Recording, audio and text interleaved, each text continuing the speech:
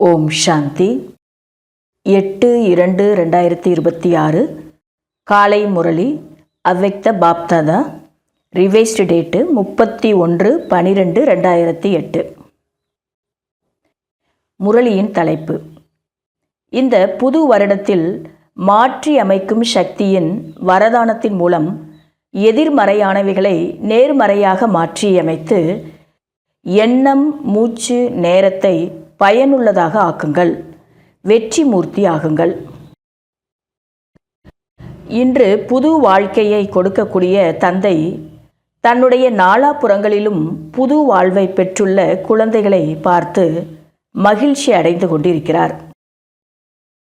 புதிய யுகத்தை படைப்பதற்காகவே இந்த புதிய வாழ்க்கை இருக்கிறது. உலகத்தில் புது வருடத்தை கொண்டாடுகின்றார்கள். நீங்கள் அனைவரும் புதிய வாழ்க்கையில் இருக்கும் குழந்தைகள். அனைத்து ஆத்மாக்களுக்கும் வாழ்த்துக்களையும் கொடுக்கிறீர்கள். மேலும் கூடவே புதிய யுகம் வந்துவிட்டது என்கிற இந்த மகிழ்ச்சியான செய்தியையும் கொடுக்கிறீர்கள். அனைத்து குழந்தைகளுக்கும் தந்தை பொன்னுலகத்தின் பரிசை ஆஸ்தியாக கொடுத்துள்ளார். அந்த பொன்னுலகத்தில் அநேக விதமான கோல்டன் கிஃப்ட்டு இருக்கவே இருக்கிறது. பாபா புது வருடத்திற்கான கோல்டன் கிஃப்ட் நமக்கு கொடுத்துட்ருக்கிறாரு. உலகத்தில் வாழ்த்துக்களை மட்டும் சொல்லுவாங்க. நீங்கள் புதிய யுகத்தை பற்றிய விஷயத்தையும் மகிழ்ச்சி நிறைந்த விஷயத்தையும் சொல்லணும் அப்படின்னு தந்தை சொல்லிகிட்ருக்கிறாங்க. இப்போ பாபா இந்த புது வருடத்தில் நமக்கு பொன் உலகத்தினுடைய பரிசை கொடுக்குறாரு. உலகத்தை மட்டும் கொடுக்கல, உலகத்தினுடைய அனைத்து விஷயங்களையும் கிஃப்ட் ரூபத்தில் நமக்கு கொடுத்துட்ருக்கிறாரு பாபா. உங்கள் அனைவருக்கும் பொன் உலகத்தின் பரிசு நம்முடைய பிறப்புரிமை என்கிற போதை இருக்கிறது அல்லவா? இன்றைய உலகத்தில் ஒருவருக்கு யாரேனும் மிக பெரிய பரிசை தரலாம். அது என்னவாக இருக்கும்? கிரீடம், ஆசனம். ஆனால் உங்களுடைய பொன்னுலகின் பரிசுக்கு முன்னால் அது என்னவாக இருக்கிறது? அது பெரிய பொருளா என்ன? உலகத்தில் எவ்வளோ பெரிய ஆளாக இருந்தாலும் கிஃப்ட் கொடுக்கும்போது கிரீடம் கொடுக்கலாம், ஆசனம் கொடுக்கலாம். ஆனால் உங்களுக்கு கொடுக்கின்ற பொருள் எவ்வளோ ஒரு உயர்ந்ததாக இருக்குது. பொன் உலகத்தினுடைய பரிசையே தந்தை கொடுக்குறாரு. அதுக்கு முன்னாடி அது ஒன்றும் பெரிய பொருள் கிடையாது அப்படின்னு தந்தை சொல்கிறாங்க. உங்களுடைய மனதின் நம்முடைய பாபா நமக்கு அனைத்தையும் விட உயர்ந்ததிலும் உயர்ந்த புதிய யுகத்தின் பரிசை கொடுத்துள்ளார் என்கிற குஷி இருக்கிறது. நம்பிக்கையும் உள்ளது. மேலும் கவலையற்றவராகவும் உள்ளீர்கள். இந்த நிகழ்வை யாராலும் மாற்ற முடியாது. இந்த உறுதியான நம்பிக்கை சதா நினைவில் இருக்கிறதா? சதா இருக்கிறதா அல்லது அவ்வப்பொழுது குறைந்து விடுகிறதா? பிறப்புரிமையை ஒருபொழுதும் மாற்ற முடியாது. இன்று நீங்கள் அனைவரும் வெவ்வேறு இடங்களில் இருந்து புதிய வருடத்தை கொண்டாட வந்துள்ளீர்கள். எனவே இந்த புதிய வருடத்தினுடைய லட்சியமாக என்ன வைத்துள்ளீர்கள்? இந்த புது வருடத்தில் விசேஷமாக என்ன செய்ய வேண்டும்? இந்த புது வருடத்தினுடைய விசேஷத்தன்மை தந்தைக்கு சமமாக ஆகுவது மற்றும் சம்பூரணம் ஆகியே தீர வேண்டும். இதுதான் இந்த வருடத்திற்குண்டான லட்சியம்.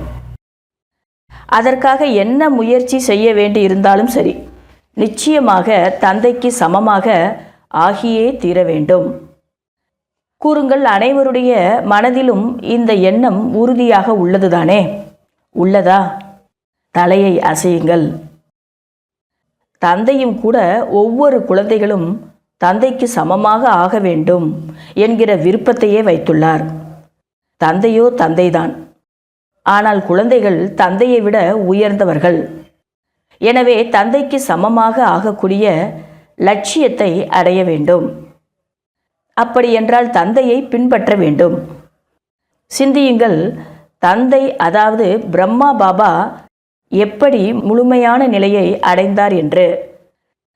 அவரிடம் எந்த விசேஷத்தன்மை இருந்தது? முழுமை தன்மைக்கான விசேஷத்தன்மை எதனுடைய ஆதாரத்தில் இருந்தது? பிரம்மா பாபா தன்னுடைய ஒவ்வொரு நேரத்தையும் பயனுள்ளதாக ஆக்கினார். ஒவ்வொரு மூச்சையும் ஒவ்வொரு நொடியையும் பயனுள்ளதாக ஆக்கினார்.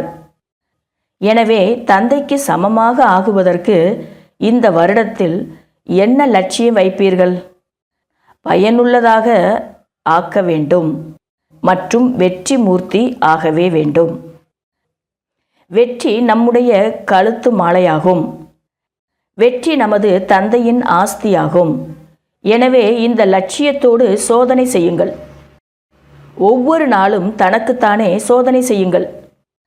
வெற்றி மூர்த்தியாகி நேரம், மூச்சு, பொக்கிஷம், சக்திகள், குணம் அனைத்தையும் பயனுள்ளதாக செய்துள்ளேனா? எல்லாத்தையுமே நம்ம பயனுள்ளதாக ஆக்கும்போது தான் வெற்றி மூர்த்தி ஆகும். அந்த மாதிரி நான் மாற்றிட்டுருக்கேனா அப்படிங்கிறத நீங்கள் செக் பண்ணணும் அப்படின்னு தந்தை சொல்லிகிட்ருக்குறாங்க. ஏனென்றால் இன்றைய வெற்றி தான் எதிர்காலத்திலும் சேமிப்பு ஆகிறது.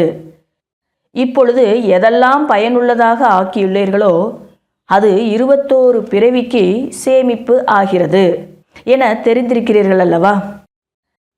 இப்போ செய்கிறது 21 பிறவிக்கு கண்டினியூ ஆகுது. முன்பாகவே சொல்லப்பட்டுள்ளது. ஒருவேளை நீங்கள் நேரத்தை பயனுள்ளதாக ஆக்கியிருந்தால் எதிர்காலத்தில் தங்களுடைய ராஜ்ய பாக்கியமும் முழுமையாக பெறுவீர்கள். மூச்சை பயனுள்ளதாக மாற்றியிருந்தால் 21 பிறவிக்கு ஆரோக்கியமாக இருப்பீர்கள். ஒருபொழுதும் ஆரோக்கியத்திற்கு குறை என்பதே எதுவும் இருக்காது. மேலும் கூடவே என்ன பொக்கிஷங்களை சேமித்துள்ளீர்களோ அனைத்தையும் விட பெரிய பொக்கிஷம் ஞானம். ஞானம் என்றால் புரிதல். எனவே ஞான பொக்கிஷத்தை பயனுள்ளதாக ஆக்கினால் எதிர்காலத்தில் நல்ல புத்திசாலியாக ஆவீர்கள். எந்த மந்திரியிடமும் ஆலோசனை கேட்பதற்கு அவசியமில்லை. தானாகவே நீண்டகாலம் நிலையான ராஜ்யத்தை செய்வீர்கள். எந்த தடையும் தங்களுடைய ராஜ்யத்தில் இருக்காது. தடையற்ற நீண்ட நிலையான ராஜ்யம் இருக்கும். இதுதான் ஞான பொக்கிஷத்தை சேமிப்பதற்கான பலன். ஒரு பிறவியில் பயனுள்ளதாக ஆக்கினீர்கள். அநேக பிறவிகள் வெற்றியின் பலனை அனுபவிக்கிறீர்கள். அதை போன்று எந்தெந்த சக்திகளை பெற்றுள்ளீர்களோ அதனை தனக்காகவும் மற்றும் பிறருக்காகவும் பயனுள்ளதாக ஆக்கினீர்கள் என்றால் உங்களுடைய ராஜ்யத்தில் அனைத்து சக்திகளும் இருக்கும். ஒன்று ஒன்றா சொல்லிட்டு இருக்கிறார் பாபா. எதை நம்ம பயனுள்ளதாக ஆக்கணும் இந்த சமயத்தில் அப்படின்னா நமக்கு நம்முடைய ராஜ்யத்தில் என்ன கிடைக்குது அப்படிங்கிறத. ஒருபொழுதும் சக்திக்கு குறை இருக்காது. சக்திகளை நம்ம அர்ப்பணம் பண்ணியிருந்தோம் அப்படின்னா, பயனுள்ளதாக ஆக்கியிருந்தோம் அப்படின்னா நம்ம ராஜ்யத்தில் சக்திக்கு நமக்கு குறை இருக்காது. எந்த ஒரு சக்திக்கும் குறை இருக்காது. அதுபோன்று குணதானம் செய்தீர்கள் என்றால் உங்களுடைய கடைசி 84வது பிறவியிலும் கூட சித்திரங்களை அமைத்து இறுதி வரையிலும் என்ன மகிமை பாடுகின்றார்கள்? சர்வகுண சம்பன்னம். பக்தர்கள் இப்போ வரைக்கும் கூட நம்முடைய சிலையை பார்த்து என்ன சொல்கிறாங்க? நீங்கள் சர்வகுண சம்பன்ன ஆத்மாக்கள்னு சொல்கிறாங்க. எனவே ஒவ்வொரு பொக்கிஷங்களை பயனுள்ளதாக ஆக்குவதன் மூலம் அநேக பிறவிகளுக்கு அதிகாரி ஆகிவிடுவீர்கள். குணங்களை இப்போ பயனுள்ளதாக ஆக்கியிருக்கிறதுனால தான் பாபாவால் அடைந்த குணங்கள், சக்திகள் அனைத்தையும் இந்த சங்கமயுகத்தில் பயன்படுத்தியிருக்கிறதுனால தான் 21 பிறவிக்கு நமக்கு அந்த பிறவிக்கு உண்டான அதிகாரி ஆக முடியுது. எனவே இந்த வருடம் என்ன செய்ய வேண்டும்? ஒரு மூச்சு, ஒரு நொடி கூட வீணாக ஆகக்கூடாது என்கிற லட்சியத்தை வையுங்கள். சேமிப்பு ஆக வேண்டும். சேமிக்கும் நேரம் ஒரு சிறிய பிறவிதான். பலனுக்கான நேரம் 21 பிறவி. எனவே இந்த வருடத்தில் தந்தைக்கு சமமாக ஆகக்கூடிய லட்சியம் இருக்கிறதா? அனைவருக்கும் லட்சியம் இருக்கிறதா? தந்தைக்கு சமமாக ஆக வேண்டும் என்று. ஆக வேண்டும் என்பதல்ல, ஆகியே தீர வேண்டும். ஆகியே தீர வேண்டும். இதை அண்டர்லைன் செய்யவும். நல்லது. குழந்தைகளும் ஆவீர்களா? அன்றைய தினத்தில் பாபாவுக்கு முன்னாடி சின்ன சின்ன குழந்தைகள்லாம் வந்திருக்கிறாங்க. அப்போ அவங்கள பார்த்தும் பாபா வந்து கேட்குறாங்க, குழந்தைகளும் ஆவீர்களா? சிறிய சிறிய குழந்தைகளும் ஆவீர்களா? குழந்தைகளின் கிரீடம் நன்றாக இருக்கிறது. அனைத்து குழந்தைகளும் கிரீடம் அணிந்துள்ளனர். பார்க்கும்போது மிகவும் நன்றாக உள்ளது. இந்த வருடம் லட்சியமும் உள்ளது. கூடவே தந்தையை பின்பற்றுவதற்கான மந்திரம் பயனுள்ளதாக மாற்றி வெற்றி மூர்த்தி ஆக வேண்டும் என்றும் உள்ளது. இந்த வருஷம் 2 லட்சியத்தை கொண்டு இருங்க. 2008 சொல்லப்பட்ட முரளி இது. பாபாவை ஃபாலோ பண்ணணும். அந்த மந்திரத்தை நமக்கு கொடுக்குறாங்க. அனைத்து விஷயங்களையும் பயனுள்ளதாகவும் மாற்றி வெற்றி மூர்த்தி ஆகணும். இதற்காக பாப்தாதா குழந்தைகளுக்கு ஜாஸ்தி உழைப்பதற்கான கஷ்டத்தை கொடுப்பதில்லை. மிகவும் சகஜமான விதியை கூறியுள்ளார். சகஜ விதி என்ன? எந்த எண்ணங்கள் வந்தாலும் முதலில் சோதனை செய்யுங்கள். இது பாபாவை போன்று வரக்கூடிய எண்ணமாக இருக்கிறதா என்று. வார்த்தையை பேசும்போதும் சோதனை செய்யுங்கள். பாபாவிற்கு சமமாக ஆக வேண்டுமல்லவா? எனவே எண்ணம், வார்த்தை, செயல், சம்பந்தம், தொடர்பு முதலில் யோசியுங்கள், சோதனை செய்யுங்கள். இவைகள் பாபாவை போன்று இருக்கின்றதா என்று. பிறகு அதையே சொரூபமாக ஆக்கிக் கொள்ளுங்கள். பிரம்மா தந்தையை பின்பற்றுங்கள், தந்தையை பின்பற்றுங்கள் என்று பாடவும் பட்டுள்ளது. அநேக குழந்தைகள் மிகவும் நல்ல நல்ல விளையாட்டை காட்டுகிறார்கள். தெரியுமா எந்த விளையாட்டை காண்பிக்கிறார்கள் என்று? பின்பற்றவில்லை. ஆனால் என்ன கூறுகிறார்கள்? பாபா சொன்னதை செய்யலை. பாபாவை, பிரம்மா பாபாவை நீங்கள் ஃபாலோ பண்ணிங்கன்னா எல்லாமே சுலபமாக அமைஞ்சிரும். அதுக்குண்டான சகஜ விதியையும் நமக்கு சொல்லி கொடுத்த லட்சியத்தை அடைவதற்குண்டான சகஜ விதியையும் சொல்லி கொடுத்துட்டாரு. ஆனால் அதை செய்யாமல் என்ன சொல்கிறோம்? ஒரு விளையாட்டு குழந்தைகள் காட்டுறோம். அது என்ன? விரும்பவில்லை ஆகிவிட்டது. இந்த மாதிரி குழந்தைகள் சொல்கிறோமா, விரும்பவில்லை, அப்படி இருக்கணும்னு நான் நினைக்கல, ஆனால் அந்த மாதிரி ஆயிடுச்சு அப்படின்னு நம்ம சொல்கிறோம். முதலில் யோசிக்கவும், யோசிப்பதோடு இல்லாமல் சொரூபமாக ஆகிவிடுங்கள். யோசிக்கணும் முதல்ல. இது பாபாவை போன்று எண்ணமாக இருக்கா, பாபாவை போன்று செயலாக இருக்குதான்னு முதல்ல யோசிக்கணும். அதுக்கப்புறம் சொரூபமாக ஆக்கணும். சொரூபமாக ஆகிவிட்டால் இவ்வாறு கூற மாட்டீர்கள், யோசிக்கவில்லை ஆனால் ஆகிவிட்டது என்று. அந்த மாதிரி நான் நினைக்கல, அந்த மாதிரி நடந்துருச்சு அப்படின்னு நம்ம சொல்ல மாட்டோம். சொரூபத்தில் கொண்டு வந்துட்டோம் அனைத்தையும் அப்படின்னா. செய்யக்கூடியவர்கள், யோசிக்கக்கூடியவர்கள், உயர்ந்த ஆத்மாக்கள் நீங்கள்தான், எஜமானர்கள். எல்லாமே நம்ம கையில் தானே இருக்குது. என்ன நினைக்கணும், எப்படி நடந்துக்கிடணும், எல்லாமே நம்ம கையில் தானே இருக்குது. அதனால் நீங்கள் தானே எஜமானர்கள் அப்படின்னு தந்தை சொல்கிறாங்க. ஆகிவிட்டது என்றால் அர்த்தம் கர்மேந்திரியங்கள் மீது கட்டுப்பாடு இல்லை என்ற அர்த்தம். எனவே இந்த வருடத்தில் இந்த ஸ்லோகனை நினைவில் வையுங்கள். தந்தைக்கு சமமாக ஆக வேண்டும், ஆகியே தீர வேண்டும். கடினமாக இல்லைதானே? எவ்வாறு தந்தை செய்தாரோ அவ்வாறே செய்ய வேண்டும். காப்பி அடிப்பது சுலபம்தானே? சிந்திப்பதற்கு அவசியம் இல்லை. நிச்சயம் பிரம்மா பாபா எவ்வாறு ஃபரிஸ்தா ஆகினாரோ அப்படியே ஃபரிஸ்தா ஆகி தேவதை ஆக வேண்டும். காப்பி அடிக்கிறது ஈஸி தானே? நாமளே கிரியேட் பண்ணி செய்யணும்னா தான் கஷ்டம். அவரை நீங்கள் பின்பற்றுங்க, அவரை நீங்கள் காப்பி பண்ணுங்கன்றாரு பாபா. அவர் எப்படி ஃபரிஸ்தா ஆனாரோ அதே போல் நீங்களும் ஃபரிஸ்தாகி தேவதையாகணும். சில குழந்தைகள் சொல்லுகின்றனர், போக போக எதிர்ப்புகள், ஆப்போசிஷன் அதிகமாக வருகிறது என்று. எனவே எதிர்ப்புகளின் காரணமாக தன்னுடைய நிலையில் இருந்து கீழே வந்து விடுகிறோம். பிராமணர்கள் ஆயிட்டோம் அப்படின்னாலே பொசிஷன் கொடுத்துருக்கிறாரு, அதிலிருந்து நம்ம கீழே வந்துடுறோமா ஆப்போசிஷன் வரும்போது. ஆனால் நினைவில் வையுங்கள், பாப் சமான் ஆக வேண்டும் என்றால் யக்கிய ஆரம்பத்தில் பிரம்மா பாபா எவ்வளவு எதிர்ப்புகளை தன்னுடைய நிலையில் இருந்து மாற்றம் செய்தார்.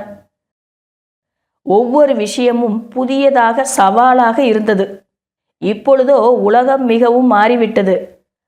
ஆனால் அன்று பிரம்மா பாபா தனிமையில் எவ்வளவு சுயமரியாதை என்கிற சீட்டில் அமர்ந்து தன் நிலையின் மூலம் எதிர்ப்புகளை எதிர்நோக்கினார். அதாவது பாபா சொல்கிறாங்க, இப்போயாவது பெரியவங்க இருக்கிறாங்க, நிறைய பேர் நமக்கு முன்னால் இருக்கிறாங்க, அவங்கள பார்த்து நம்ம ஃபாலோ பண்ண முடியும், ஆலோசனையும் கேட்க முடியும். ஆனால் பிரம்மா பாபாவுக்கு முன்னாடி அவர் தனியாகவே இருந்து எல்லாத்தையுமே பொசிஷனில் இருந்து ஆப்போசிஷனை அவர் வெற்றி அடைஞ்சார் இல்லையா? எங்கு பொசிஷன் இருக்கிறதோ அங்கு ஆப்போசிஷன் ஒன்றும் செய்ய முடியாது. முதலில் என்ன சொன்னார்கள்? குழப்பத்தை ஏற்படுத்துகின்றார்கள். இப்பொழுது என்ன சொல்கிறார்கள்? அதிசயத்தை செய்து கொண்டு இருக்கிறார்கள். இவ்வளவு மாற்றம் வந்ததனுடைய காரணம் என்ன? அது ஹிந்தியில் சொல்கிறாங்க தமால் கர்னேவாலா அப்படின்னு சொன்னாங்களாம் முதல்ல. ஆனால் இப்போ கமால் கர்னேவாலா அப்படின்னு சொல்கிறாங்களாம். எவ்வளோ மாறி போயிடுச்சு. முதல்ல வரக்கூடிய அந்த ஆப்போசிஷன்லாம் அவர் பிரம்மா பாபா பொசிஷனில் இருந்து ஜெயித்ததுனால யஜ்யத்தை இவ்வளோ தூரம் வளர்த்துட்டாரு.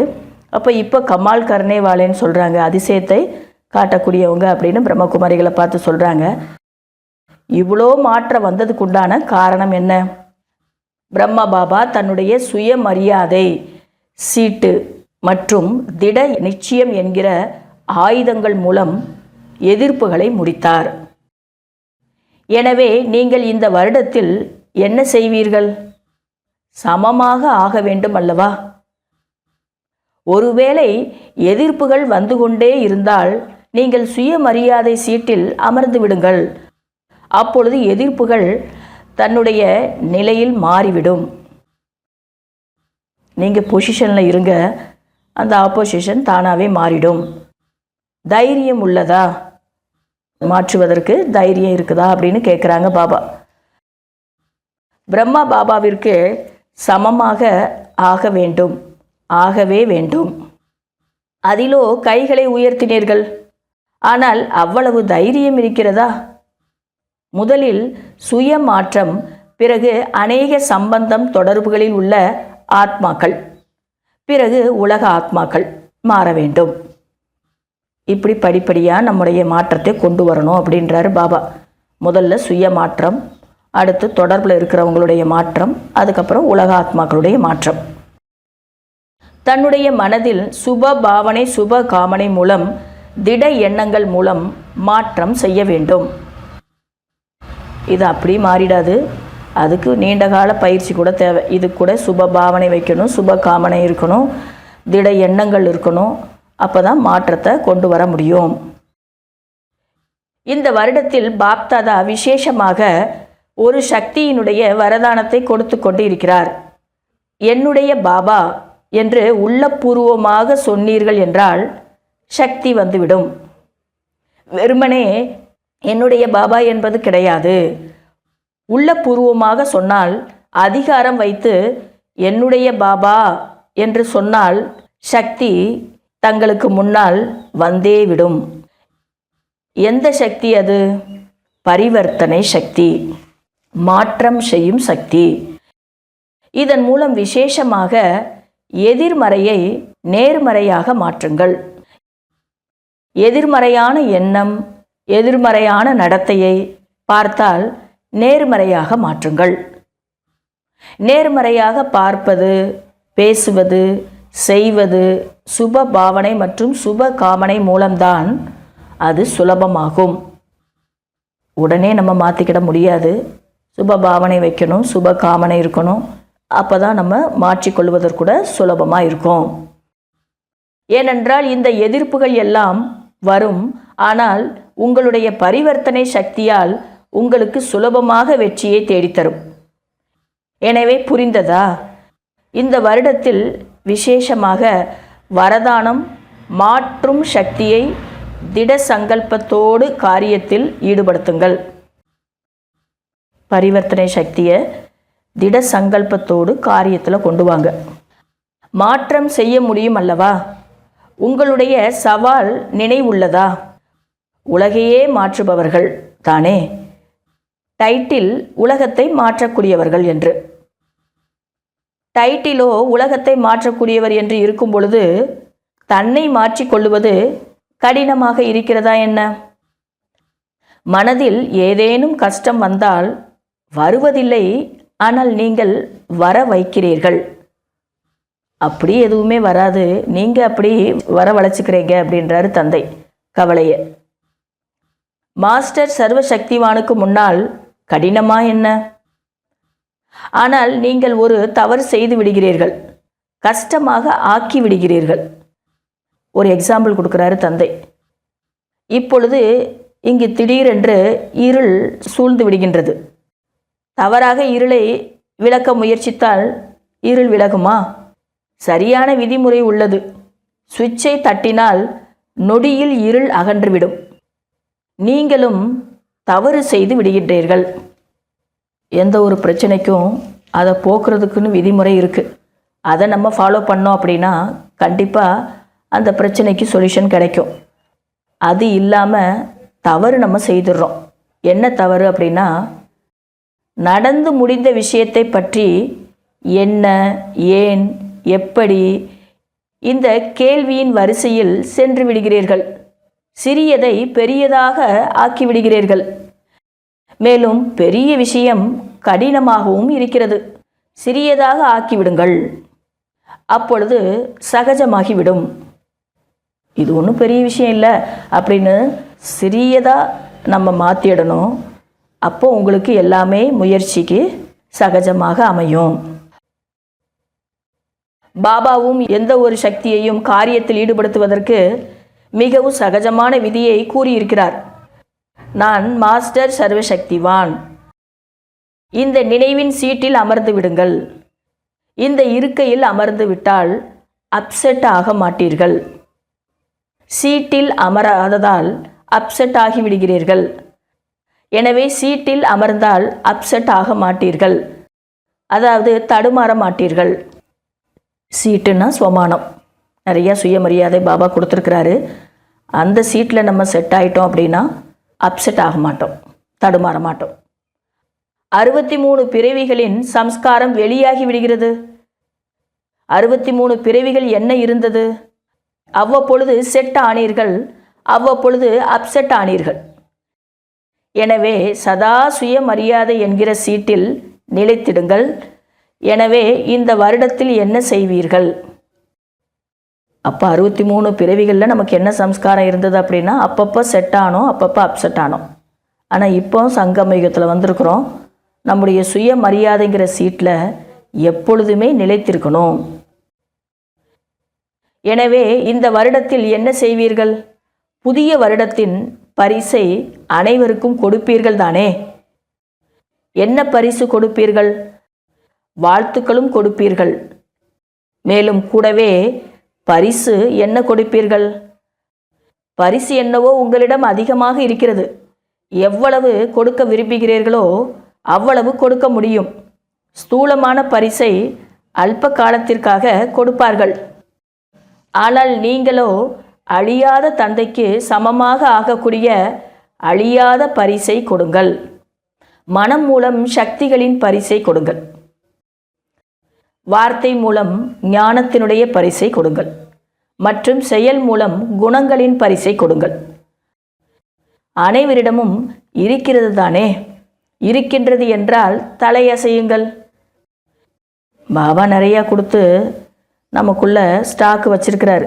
அது உங்கள்கிட்ட இருக்குது தானே? அதை நீங்கள் பயன்படுத்தி பாருங்கள். பொக்கிஷங்கள் அதிகமாக இருக்கின்றது அல்லவா? குறைவாக இல்லை தானே? பிறரோடு சேர்ந்து செயல் செய்யுங்கள். செயலில் வந்துதான் ஆக வேண்டும். அவர்களுக்கு இந்த வருடத்தில் பரிசுகளை நன்றாக கொடுங்கள். யார் கூட சேர்ந்து செயல்கள் செய்துக்கிட்டு இருக்கிறீங்களோ அவங்களுக்கு இந்த பரிசை கொடுக்கணும். ஆனால் அது அழியாததாக இருக்க வேண்டும். கேட்டீர்கள் அல்லவா? யாரும் வெறும் கையோடு செல்லக்கூடாது. மனதால் பரிசு கொடுங்கள், வார்த்தையால் பரிசு கொடுங்கள், செயலாலும் பரிசு கொடுங்கள். இதற்காக நீங்கள் எப்பொழுதும் ஒன்றில் கவனம் கொடுக்க வேண்டும். எப்பொழுதும் மனதின் சக்திகள் செயல்படும் வகையில் சேமிப்பில் வைக்க வேண்டும். மனதினுடைய சக்தி ஸ்டாக் இருந்தால் தான் எல்லாருக்கும் கொடுக்க முடியும்.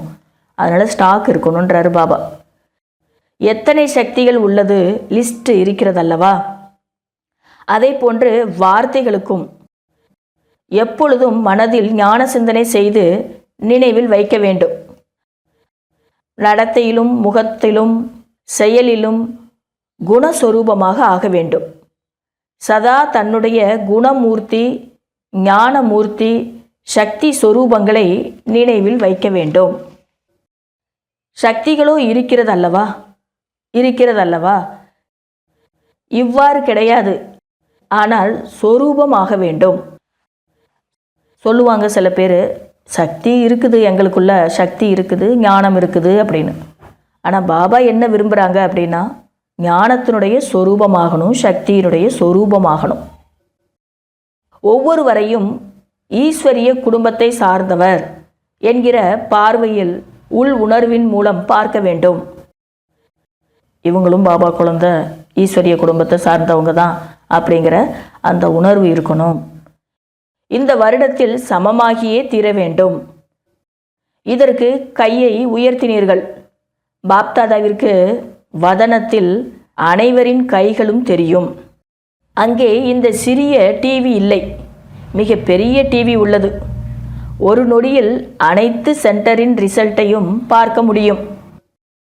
எனவே பாப்தாதா தந்தைக்கு சமமாக ஆகியே தீர வேண்டும் என்கிற உங்களுடைய இந்த உற்சாகத்தை பார்த்து குஷி அடைகிறார். அதிர்ஷ்டசாலிகளாக இருக்கிறீர்கள், சிரித்த முகமுடையவர்களாகவும் இருக்கிறீர்கள். ஒருபொழுதும் வாடிப்போன முகமுடையவர்களாக ஆகாதீர்கள். இப்போ எப்படி இருக்கீங்களோ அதே போலவே இருக்கணும் எப்பயுமே அப்படின்னு பாபா அவரை மீட் பண்ணும்போது நம்முடைய முகம், மனசு எல்லாமே மாறிடுது. இப்போ அதே மாதிரி எப்பயுமே இருக்கணும். வாடிப்போன முகம் உடையவர்களாக இருக்கக்கூடாது. யாராவது உங்களை பார்த்தால் சதா மலர்ந்த முகத்தோடு பார்க்க வேண்டும். எவ்வளவுதான் வேலையில் பிஸியாக இருந்தாலும் அந்த நேரத்தில் யாராவது உங்களை பார்த்தா கூட உங்கள் முகம் மகிழ்ச்சிகரமாக தான் இருக்கணுன்றார் பாபா. தவறை திருத்தி கொண்டு இருந்தாலும் புரிய வைத்து கொண்டு இருந்தாலும் முகத்தில் கலக்கமும் சொல்லில் ஆவேசமும் வரக்கூடாது. எல்லாருமே முயற்சியாளர்கள் தானே, ஒரு நேரம் போல் ஒரு நேரம் இருக்காது அப்படி நினச்சிக்கிட்டு நம்ம சாதாரணமாக நடந்துக்கிறோம். ஆனால் பாபா என்ன எதிர்பார்க்குறாங்க நம்மக்கிட்ட அப்படின்னா, எந்த ஒரு சூழ்நிலையிலும் நம்முடைய சுயஸ்வரூபத்தின் மூலம்தான் செயல்படணுமே தவிர ஆவேசம் வரக்கூடாது. இந்த ஆண்டு இந்த மாற்றம் செய்து காண்பியுங்கள். முழு வருடத்திலும் எப்பொழுதும் மலர்ந்த முகத்துடன் இருக்க வேண்டும். விஷயம் எதுவாக வந்தாலும் சில சகோதர சகோதரிகள் சொல்கின்றார்கள், அனைவரும் ஆன்மீக உரையாடல் செய்கின்றார்கள் தானே. அப்பொழுது சொல்கின்றார்கள், வேகத்தை காட்டவில்லை என்றால் புரிந்து கொள்ள மாட்டார்கள். நான் சும்மா சாது போல சொன்னேன்னா யாரும் ஏற்றுக்கிட மாட்டாங்க, கொஞ்சம் வேகம் காட்டணும் அப்படின்னு சொல்கிறாங்களாம்.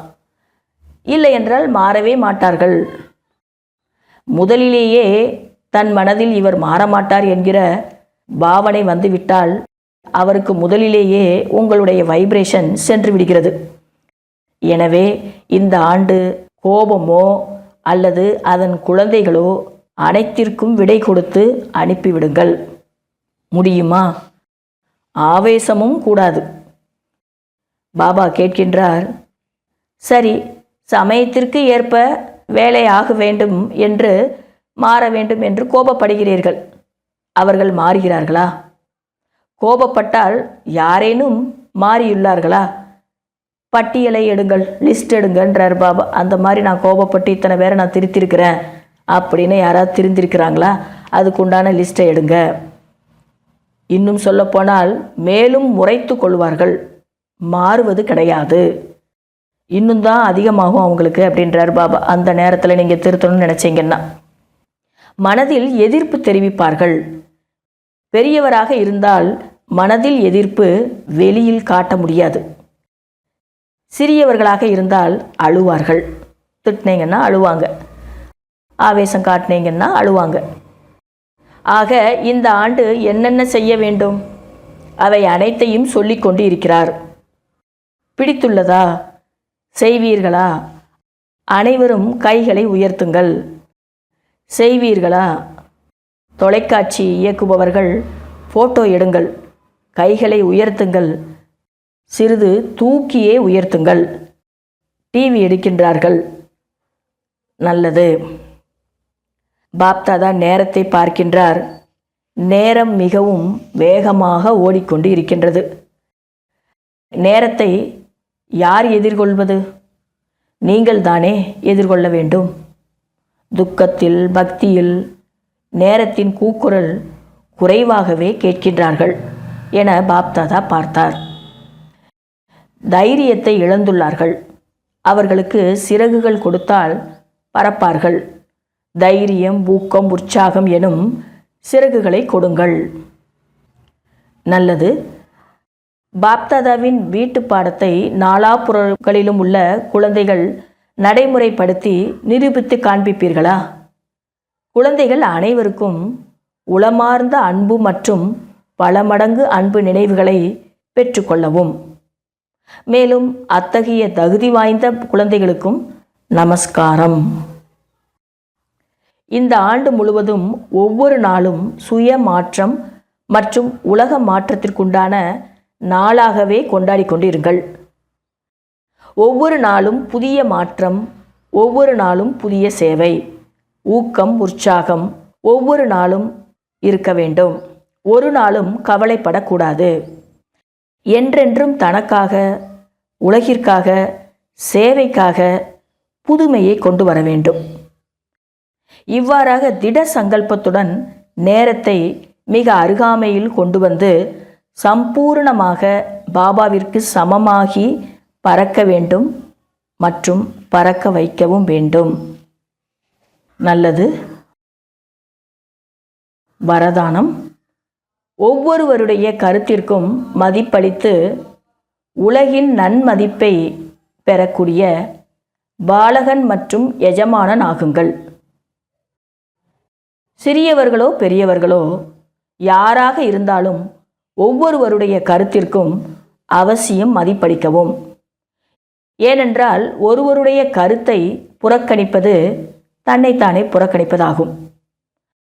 அவரது கருத்து வீணானதாக இருந்தது, எனவே புறக்கணிக்க நேரிட்டாலும் முதலில் மரியாதை கொடுங்கள், சுயமரியாதை கொடுங்கள், பிறகு அறிவுரை தாருங்கள். இதுதான் விதி. இதுவே விதிமுறையாகும். இத்தகைய மதிப்பளிக்கும் சம்ஸ்காரத்தை தன்னுள் நிரப்பிக்கொண்டால் உலகின் மதிப்பு உங்களுக்கு கிடைக்கும். பாலகனில் இருந்து எஜமானனாக, எஜமானில் இருந்து பாலகனாக ஆகுங்கள். புத்தியை எல்லையற்றதில் நன்மை செய்யும் நிலையில் நிரப்புங்கள். ஸ்லோகன். நெற்றியில் என்றென்றும் துணைவனின் நினைவு திலகத்தை இடுவது சுமங்கலியின் அடையாளமாகும். இன்றைய அவ்வக்த சமிக்கை. ஒற்றுமையை கொண்டு வர 2 விஷயங்களை கையாள வேண்டும். ஒன்று ஏக் நாமே. எப்பொழுதும் ஒவ்வொரு விஷயத்திலும் ஒருவருடைய பெயரையே உச்சரிப்பது. இரண்டாவது எண்ணங்களை, நேரத்தை, ஞான பொக்கிஷங்களை எக்கானாமி சிக்கனம் செய்வது.